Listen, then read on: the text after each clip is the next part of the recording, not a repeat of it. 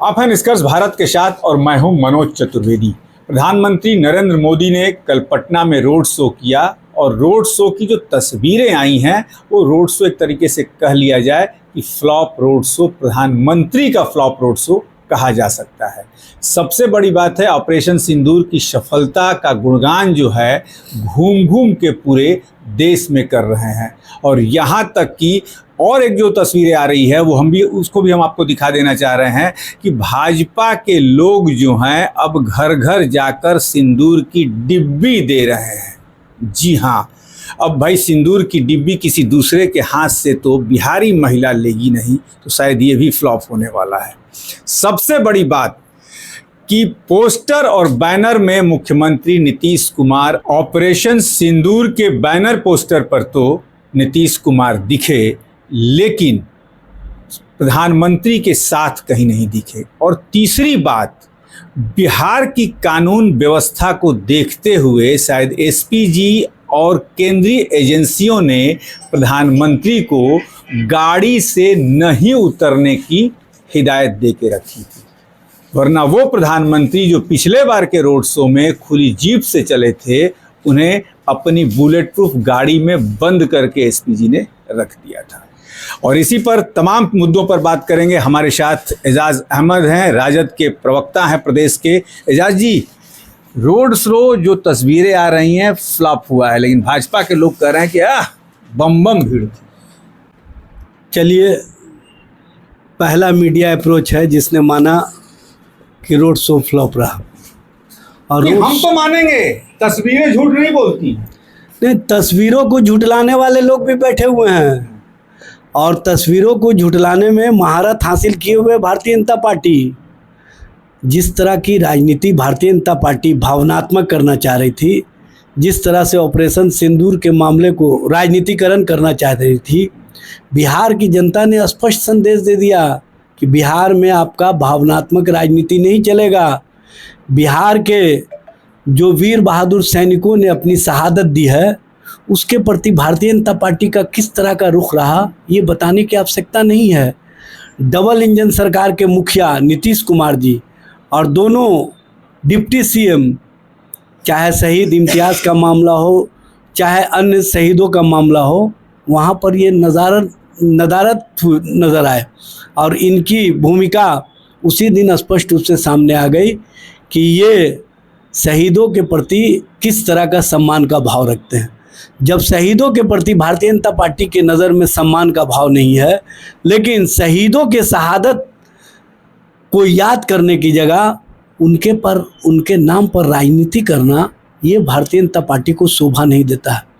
Bharatiya Janata party के नेताओं को बताना चाहिए कि जो हमारे वीर बहादुर सैनिकों ने अपने पराक्रम से, अपने बहादुरी से, अपने शौर्य से और अपने कार्य से देश और देश का मस्तक ऊंचा किया था, उसी मस्तक को कहीं ना कहीं भारतीय जनता पार्टी के नेता ने हमारी वीर बहादुर जो बेटी है, जो भारत की वीरांगना है, जो भारत की बेटी है, कर्नल सोफिया, उसके संबंध में भारतीय जनता पार्टी के मंत्री ने किस तरह की भाषा इस्तेमाल की, किस तरह की बातें की कि माननीय सर्वोच्च न्यायालय को गंभीर टिप्पणी करनी पड़ी।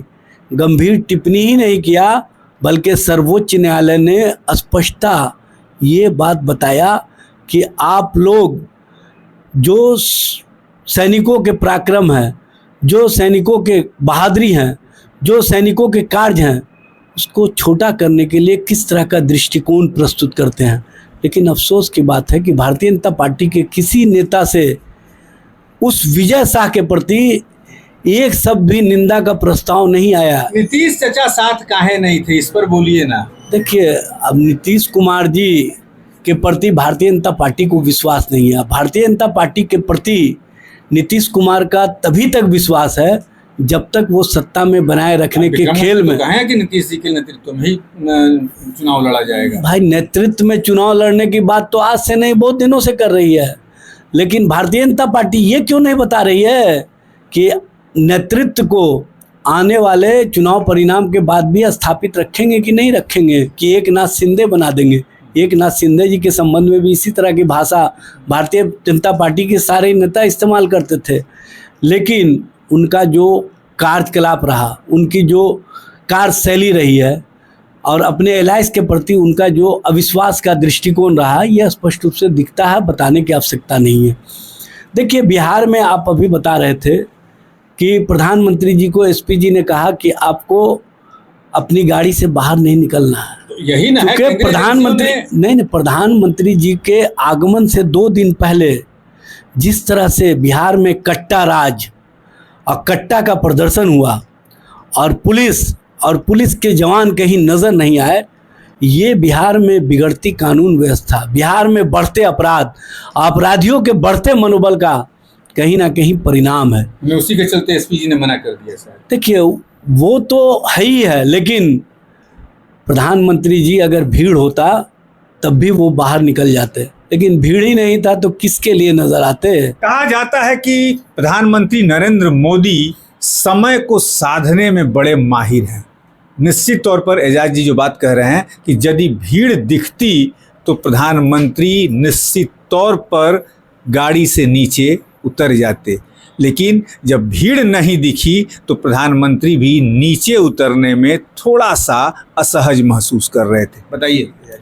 देखिए, थोड़ा सा असहज नहीं, पूरी भाजपा और भाजपा के नेताओं को बिहार की जनता ने संदेश दिया है कि आप लोग फ्लॉप शो और रोड शो के बहाने जो राजनीति भावनात्मक तरीके से करना चाह रहे थे, उसको बिहार की जनता ने भारतीय जनता पार्टी को रोड पर खड़ा करके बता दिया कि यहाँ पर चलने वाला नहीं है। अंदर से खबर कल आ रही थी कि चचा गवर्नर हाउस में जाके मिलेंगे, लेकिन वो भी मौका नहीं दिया है प्रधानमंत्री जी ने कि मिल के थोड़ा सा सीट शेयरिंग का बात कर लें, वो भी मौका मिला नहीं इनको। देखिए, एक चीज़ मैं बता देता हूँ, ये नूरा कुश्ती का खेल चल रहा है, यहाँ पर एक दूसरे के प्रति शाह और मात का खेल चल रहा है। अब Bharatiya Janata party Allianz partner के साथ जिस तरह का कृत्य करती रही है, उसका कहीं ना कहीं 2020 वाला नमूना दिखने लगा है, जब वो अपने हनुमान को फिर से सक्रिय कर दिए हैं। और हनुमान की सक्रियता से भी कहाँ मिले भाई, हनुमान से मिलने की आवश्यकता नहीं है। हनुमान के बारे में पता है सबको कि उनका क्या काम है, तो वो अपने काम में लग गए हैं और समय आने दीजिए, वो काम स्पष्ट रूप से दिखेगा। लेकिन भारतीय जनता पार्टी जिस तरह का इस बार प्रयोग करना चाहती है, शायद उसको पता नहीं है कि यहाँ पर इस बार पूरा का पूरा डिब्बा गोल हो चुका है। बिहार की जनता का विश्वास और समर्थन तेजस्वी जी के नेतृत्व के प्रति है, और तेजस्वी जी के प्रति जो विश्वास और समर्थन दिख रहा है वो उनके कार्यों के कारण। उन्होंने जो 17 महीने के कार्यकाल में नौकरियां दी, रोजगार दिए, बिहार को पर्यटन के क्षेत्र में आगे बढ़ाने का काम किया, आईटी सेक्टर में आगे बढ़ाने का काम किए, गुणवत्तापूर्ण शिक्षा के वातावरण का निर्माण किया, बेहतर चिकित्सा व्यवस्था का कहीं ना कहीं उदाहरण प्रस्तुत किया, और साथ ही साथ बिहार के विकास को एक नया आयाम देने का काम किया। अब बिहार की राजनीति जो नफरत की ओर जा रही थी, उसको कहीं ना कहीं नौकरी और रोजगार से मोड़ करके उन्होंने बिहार में पलायन की स्थिति को भी रोका। ये तेजस्वी जी के प्रति सकारात्मक दृष्टि, सकारात्मक सोच जो बिहार की जनता का विश्वास और समर्थन के कारण है, ये भारतीय जनता पार्टी समझ रही है। इसीलिए अब भारतीय जनता पार्टी ऑपरेशन सिंदूर के माध्यम से घर घर सिंदूर बांटने का अभियान जो चलाना चाहती है। प्रधानमंत्री जी, आप ऑपरेशन सिंदूर का भावनात्मक इस्तेमाल मत कीजिए। हमारे देश की महिलाओं को पता है कि सिंदूर किसके माध्यम से लिया जाता है, इसलिए आप अपने वैसे कार्यकर्ताओं को मत भेजिए जो धांगड़ जैसे लोग हों, जो कुलदीप संगर जैसे लोग हों, जो बृजभूषण शरण सिंह जैसे लोग हों, जो कहीं ना कहीं देश की बेटियों को अपमानित किए। देश की बेटियों को अपमानित करने वाले विजय साहल जैसे लोग को आप अपने कार्यकर्ता के रूप में भेजने का काम कीजिएगा, तो कहीं कुछ अनहोनी ना हो जाए, इसकी भी संभावना है। तो ये थे एजाज अहमद, जिन्होंने कहा कि इस बार जो है डब्बा गोल हो जाएगा। जी हाँ, जो नूरा कुश्ती का खेल एनडीए के अंदर में चल रहा है, तमाम तरीके की मांगें जो उठने लगी हैं कि हमें इतनी सीट चाहिए, हमें इतनी सीट चाहिए, और प्रधानमंत्री जब पटना आते हैं तो किसी भी एनडीए के दूसरे नेता से अलग से बैठक नहीं करते हैं। भाजपा के कार्यकर्ताओं को जीत का टिप्स तो दे के जाते हैं कि इस तरीके से काम कीजिएगा तो जीत जाइएगा। लेकिन एजाज अहमद ने एक बात और कह दी कि मोदी ने फिर से अपने हनुमान को सक्रिय कर दिया है, लेकिन हनुमान से भी मोदी नहीं मिले हैं।